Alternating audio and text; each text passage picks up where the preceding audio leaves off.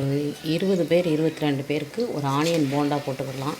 சூப்பராக வந்திருக்குங்க. இதில் பார்த்திங்கன்னா நான் பஜ்ஜி போண்டா மிக்ஸ் மாவு, அதுக்கப்புறம் அரிசி மாவு, அதுக்கப்புறம் கொஞ்சமாக கடலை மாவு போட்டிருக்கேன். எப்படி இருக்குதுன்னு பாருங்கள். இந்த பக்கம் பார்த்திங்கன்னா 22 பேருக்கு போட்டுட்ருக்குறேன். இப்போ பஜ்ஜி இந்த போண்டாவுக்கும் சாயந்தரம் ஈவினிங் ஸ்நாக்ஸ். இங்கே வந்து கிளைமேட் பார்த்திங்கன்னா எங்கள் பக்கம் பார்த்திங்கன்னா நல்லா ஜில்லுன்னு இருக்குது மாதிரி இருக்குது.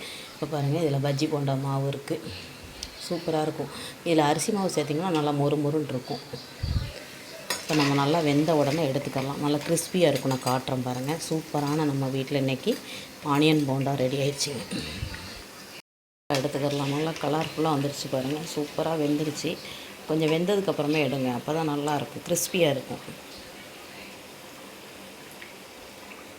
இந்த மாதிரி எடுத்து போட்டுக்கலாம். உள்ளே மாவு இருந்தாலும் இருக்கும். நான் அதனால் மெதுவாக கொஞ்சம் நல்லா வெந்ததுக்கப்புறம் எடுத்தால் சூப்பராக இருக்கும். நம்ம வீட்டில் வெங்காயம் போண்டா ரெடி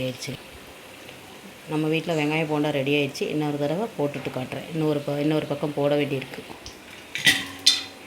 இப்போ நம்ம சூப்பரான பாருங்கள் போண்டா பாருங்கள், சூப்பராக இருக்கும். சூப்பராக சாஃப்டாக நல்லா கிறிஸ்பியாகவும் இருக்கும். நல்லா வெந்துருச்சு. இப்போ திரும்ப ஒரு பக்கம் போட்டிருக்கேன். எடுத்துக்கலாம்.